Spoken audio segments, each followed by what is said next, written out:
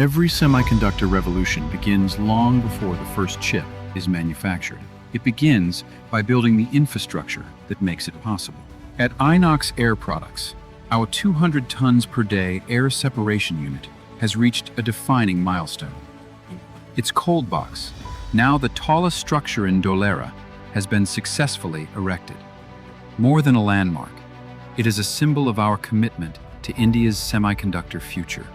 Our specialty gas hub at Dholera is progressing at exceptional speed because India's semiconductor ambitions cannot wait, and neither can we. We are investing ahead of demand, building critical industrial and electronic gas infrastructure, so India's semiconductor ecosystem is ready when the fabs are. India's semiconductor future isn't being imagined, it's being built. And today, it stands taller than ever.